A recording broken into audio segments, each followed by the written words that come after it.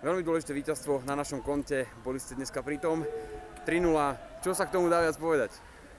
Tak musím chlapce pochválit, protože to byl velice dobrý týmový výkon. Od prvních minut jsme šli tvrdě za postupem a i ty branky, které jsme dali, byly zaslouženy všechny 3 krásný, takže vážím si toho a těšíme se na dalšího soupeře. Za akými očakávania ste šli do tohto zápasu? Predpokladám, že ste nerátali s tým, že sa nám môže poradiť ukoristiť až takýto výsledok krásný. Tak je pravda, že jsme nešli s tím, že dáme 3 góly, ale chtěli jsme vyhrát a proto jsme zvolili takovou taktiku, aby jsme 1 nebo 2 branky dali a nám se podařilo dát 3, takže nastartovalo nás to v minulém mistrovském zápasu a dneska to pokračovalo, takže to ovoce nám to přináší ten trénink tvrdý, co kluci teďka absolvujou, tak nám to začíná přinášet ovoce, já jsem za to hrozně rád. Chlapci odchádzali z ihriska po prvom polčase za stavu 1-0. Čo ste im v šatni povedali? A ďalej sa chcem opýtať, na základe čoho ste uskutočnili dnešné striedania?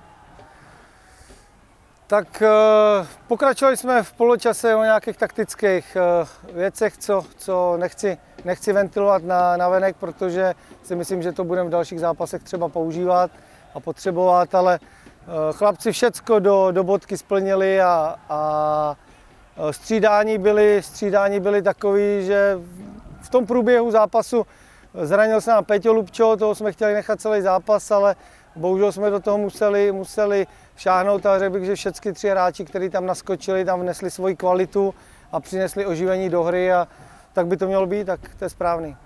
Chcem sa opýtať, po takýchto ťažkých zápasoch, ktoré sú dôležité a chlapci ich dobre zvládnu, tak máte nejakú spoločnú povedzme oslavu, alebo sadnete spolu, alebo čo chlapcom dovolíte po takomto ťažkom zápase? Tak dovolím to, že můžou jít domů a dostali za tento víkend zítra volno, takže zítra si odpočinou ode mě, ale od dalšího dne se budeme zase připravovat, protože nás čeká další zápas těžký venku v Hanisce a chtěli bychom 3 body přivést i zvenku, takže je to fotbal, je to stále stejný, chceme vyhrávat a musíme proto hodně pracovat. Okay, I hope that everybody understands me. First of all, I have to start because, as you know, I just started working with this team. I saw this team. We were already one time together in the championship, and I have to make preferences just that you understand me a little bit. I think it's much more important for us, the first hand, that we can climb away in the table from the last position where we were and not concentrate on 2 different things, even if I would like, of course, to go through the cup also and maybe win one more cup game.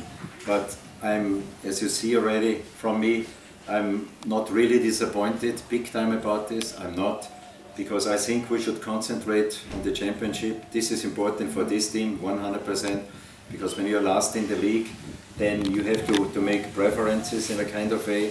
So I didn't even 100% think clear about this, whom I should put in there for the cup game, because I'm focused already on the next championship game.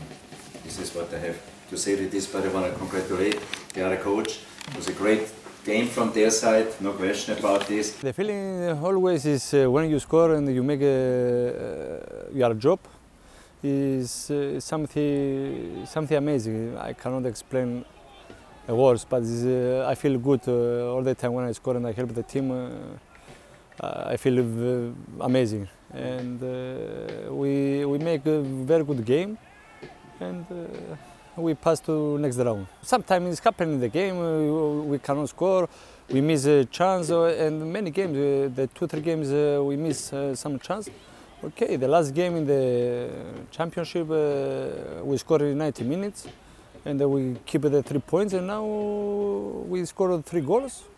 And we keep going, and we watch all the game different, and we have to score the games. Prišiel, neviem koľká minúta to bola už, nepamätám si, prišiel priamy kop, zobral som si to, povedal som, že skúsim, že si verím. Ešte s Vladom sme sa dohadovali, že kde mu to dám, povedal, že nech to kopnem na jeho stranu, ja som povedal, dobre, keď povieš, verím ti. Tak som to tam kopol, padlo to tam 2-0 a samozrejme, keď je 2-0, tak už sa ľahšie hrá, už nohy idú lepšie ako za stavu 1-0, lebo to je ešte taký stav, že hocikedy sa môže vyrovnať a ešte môže byť dráma.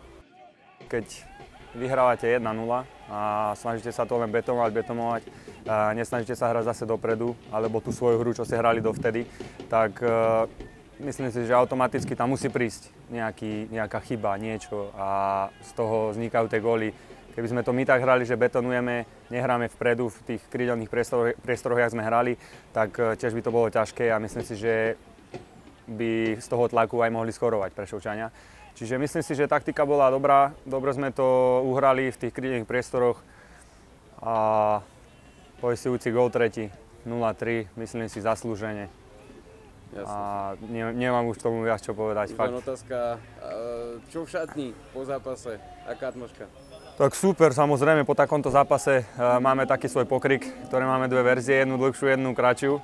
Tak dneska sme si dali tú dlhšiu, keďže po takomto víťaznom zápase v pohári proti Fortuna ligovému superovi musí byť. Ťažký zápas, predsa len je to ligové mužstvo, Prešov nie je tam na náhodu. Ale verili sme, že máme na to, keď budeme hrať kompaktne ako mužstvo a podarilo sa, chvála Bohu. Nečakali sme, že to bude 0-3, ale verili sme, že môžeme. Ťažko niečo oslavovať ešte. V podstate to je len postup z ďalšieho kola, ako je to super, ale máme zápas sobotu, tak zatiaľ oslavy necháme na neskôr. Bol to zápas o taktických veciach, čo sme si plnili vynikajúco a každý išiel na dno svojich síl, lebo také ťažké zápasy sa zvládli sme a sme šťastní, že sme postupili ďalej a čakáme, koho dostaneme. Kapitán Vlado Palša, čo hovorí na dnešný zápas? Čo hovorím na dnešný zápas? No je to fantázia, že sme postupili, si myslím, že u dosť ťažkého supera, proste je to ligový manšaft a u ňoho na jeho domácej pôde sme dokázali uhrať pekný výsledok, veľmi pekný výsledok, takže si myslím, že aj zaslúžene sme postupili. Je zaujímavé, že sa možno gólovo trápime proti papierovo ľahším súperom. Dneska sme prišli na pôdu prvoligového mužstva a podarilo sa nám to naozaj konečne gólovo roztrhnúť. Čím to je? Možno mali trošku otvorenejšiu tú obranu, alebo vieš to posúdiť oproti tým systémom, ktoré hrajú tie druholigové mužstva, proti ktorým sa nám ťažko skoruje? Tak určite tie zápasy v druhej lige, väčšinou keď hráme doma v Poprade, tak superi prídu viacej brániť. Tak proste sa to hraje do zatvorenej obrany, tak je to ťažšie prekombinovať. Ale aj napriek tomu tie zápasy, čo sme mali aj s Bardejom, alebo s Košicami, alebo ďalšie zápasy, sme mali, neviem, či trošku smoly, alebo taká naša trošku nemohúcnosť, že šance sme si vypracovali, len sme tie góly nevedeli dať, no a dneska sme dali 3.